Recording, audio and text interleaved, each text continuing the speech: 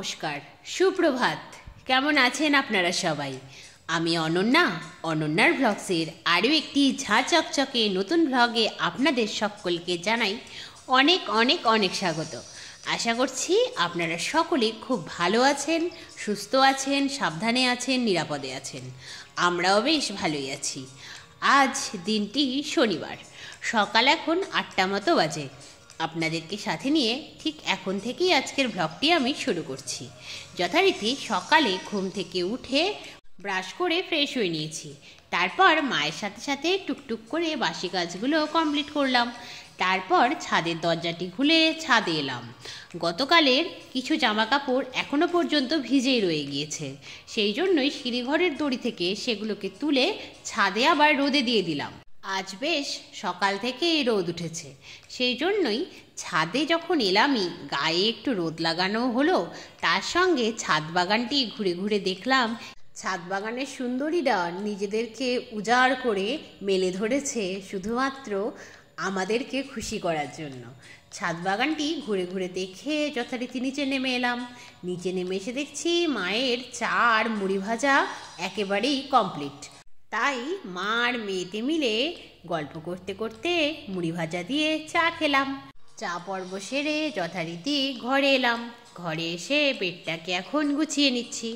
শীতকালে বেডের অবস্থা যা হয় তা গোছাতে সকালে কিছু না হলেও 20 মিনিট মতো সময় লেগেই যায়। সময় বাঁচাতে মা আবার আমার আজকে সাথ দিচ্ছে। মা বলছে দুজনে মিলে করব, তাড়াতাড়ি হয়ে যাবে। আমি বললাম ঠিক আছে, কিন্তু কম্বলটা একা ভাঁজ করা খুব চাপেরই। আমি ভাঁজ করলে হয়তো খাটের ওপর দাঁড়িয়ে ভাঁজ করতাম, নিচে তো নোংরা হয়ে যাবে বলুন। যেহেতু মোটা ব্ল্যাঙ্কেট, তাই শীত না শেষ হলে তো ড্রাই ওয়াশে দেওয়া যাবে না, পুরো শীতকালটা চালাতে হবে, নোংরা হতে দিলে চলবে না। কিন্তু যেহেতু মা ছিল হেল্প করার জন্য, তাই মেঝেতে দাঁড়িয়েই ভাঁজ করে ফেলতে পারলাম। মা এক প্রান্ত ধরলো আর আমি আর এক প্রান্ত, চটপট ভাঁজ হয়ে গেল। সত্যি কথাটি কিন্তু ভীষণ খাঁটি, 10-এর লাঠি 1-এর বোঝা। সবাই মিলে করলে ভীষণ তাড়াতাড়ি কাজ হয়ে যায়, কিন্তু একা করতে গেলেই সব দিকটা ম্যানেজ করতে হয়, তাতে করেই লেট হয়ে যায়। বেডটাকে গোছানো হলো, তারপর ঘরের আসবাবপত্রগুলো এক এক করে মুছে ক্লিন করে নিলাম। তারপর যথারীতি ড্রেস চেঞ্জ করে 1 গ্লাস দুধ ছাতুর ঘোল খেয়ে লেগে পড়লাম রান্নায়। আজ যেহেতু শনিবার, আজ তো নিরামিষ রান্না করার দিন, সেই জন্যই আজ রান্না হচ্ছে পালং শাকের ঝোল। হ্যাঁ, এটাকে ঝোল বলতে পারেন। এতে দেওয়া হয়েছে বিভিন্ন রকমের সবজি, যেমন আলু, বেগুন, মূলো, শিম, এই সব দিয়ে পালং শাকের ঝোল। আর তার সাথে অবশ্যই বড়ি তো ভেজে দিতেই হবে, তবেই না এর স্বাদ খুলবে। পালং শাকের ঝোল শীতকালে খেতে জাস্ট অসাম লাগে। হ্যাঁ, কয়েকটা দিন গেলে তখন আর ভালো লাগবে না, তখন পালং শাকের ঘন্ট খাবো, কিন্তু শীতের শুরুতে পালং শাকের ঝোল পুরো এক ঘর। তার সাথে কালো জিরে ফোড়ন দিয়ে থোড় ভাজা। থোড়কে চলতি ভাষায় ভাদালো বলে, কিন্তু আমরা তো থোড়ই বলি। যথারীতি থোড়টাকে ভেজে নেব, আর শিম আলুর পোস্ত করলেই আজকের মতো রান্নাবান্না থেকে আমার ছুটি। আজ ডাল হচ্ছে না, এটি আজকের শনিবারের স্পেশালিটি। ডাল খেতে আমার মোটেই ভালো লাগে না। আমি জানি ডাল খাওয়া উপকারী, কিন্তু ওই মসুর ডাল আর মাসকালাইয়ের ডাল ছাড়া কোনো ডালই আমার ভালো লাগে না। যে দুটি ডাল আমি ভীষণ পছন্দ করি, একটি তো আমিষের দিন ছাড়া খাওয়া যায় না, আর একটি ডাল খেলেই নাকি ঠান্ডা লেগে যাবে আমার। একেই প্রতিদিন শ্বাসকষ্ট হচ্ছে, শ্বাসকষ্ট নাকি আরও বেড়ে যাবে। সেই ভয়েই মা কিছুতেই মাসকালাইয়ের ডাল করতে চায় না, সেই জন্যই আর খাওয়া হয় না। কি আর বলবো বলুন তো।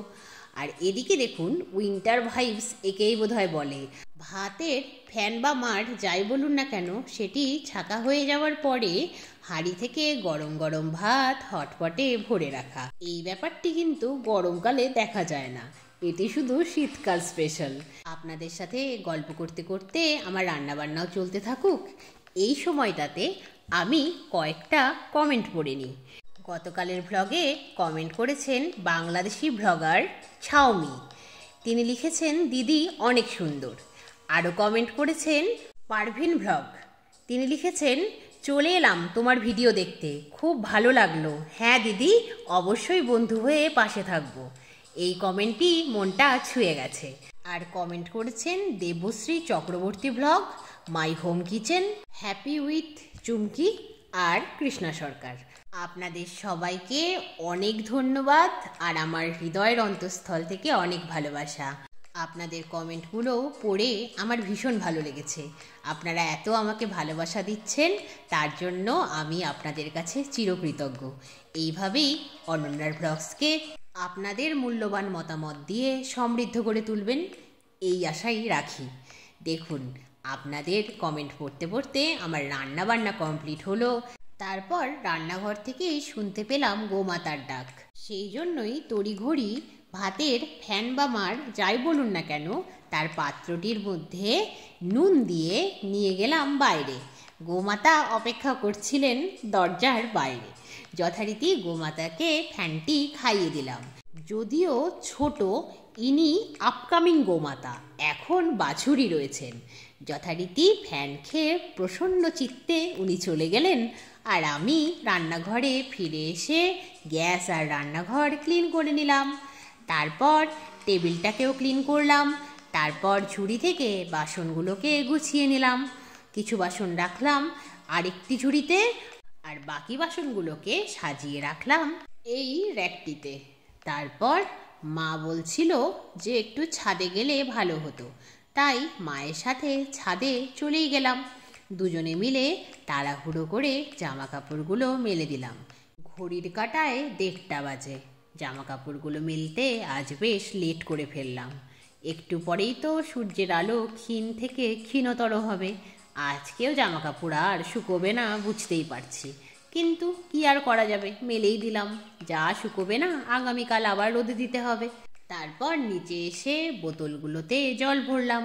তারপর স্নান সেরে এলাম, আর মা এদিকে স্নান সেরে পুজো করে ফেললো। তারপর মা মেয়েতে মিলে লাঞ্চ করলাম। লাঞ্চ করে আজ ছোটবেলার মতো একটু ছাদে গিয়ে বসেছিলাম। মায়ের যেহেতু হাঁটুতে আর কোমরে ভীষণ যন্ত্রণা, তাই মা আর মাদুরে বসতে পারেনি। তাই মায়ের জন্য নিচ থেকেই টুল নিয়ে গিয়েছিলাম। মা টুলে বসলো আর আমি মাদুর পেতে নিচে। ছাদে বসে এক টুকরো ছোটবেলা খুঁজে পেলাম জানেন, ভীষণ ভালো লাগলো। আমি আর মা সারাটা দিন একসাথে কাটালে কি হবে, মায়ের আর আমার গল্প সারা জীবনেও ফুরোবার নয়। যথারীতি মায়ের সাথে অনেক গল্পগুজব করলাম, ছোটবেলাকার অনেক স্মৃতি রোমন্থনও হলো। তারপর 3:30 বাজতে না বাজতেই সূর্য দেবতা ধীরে ধীরে পশ্চিম দিকে হেলতে শুরু করলেন। তাই অগত্যা আমরাও জামা কাপড়গুলো তুললাম। কোনো জামা কাপড়ই শুকোয়নি, তাই সিঁড়িঘরের ভেতরের দড়িতে মেলে দিলাম, আর এক এক করে সব গাছগুলোতে জল দিয়ে নিলাম। আজ যেমন ছাদে বসে অনেকটা সময় আমরা কাটালাম, এইভাবেই কিছু কিছু সময় আমাদের সকলেরই কাটানো উচিত আমাদের প্রিয়জনের সাথে, যা মনের মণিকোঠায় চিরজীবন রয়ে যাবে। মানুষগুলো হয়তো থাকবে না, স্মৃতিগুলো রয়ে যাবে। তাহলে আজকের মতো এই পর্যন্তই। আবার দেখা হবে অন্য একটি নতুন ব্লগে। ততক্ষণ সবাই খুব ভালো থাকবেন। ব্লগটি কেমন লাগলো জানাবেন। ভালো লাগলে একটি লাইক করে দেবেন। চ্যানেলে নতুন হলে সাবস্ক্রাইব করে আমার বন্ধু হয়ে যাবেন। টাটা।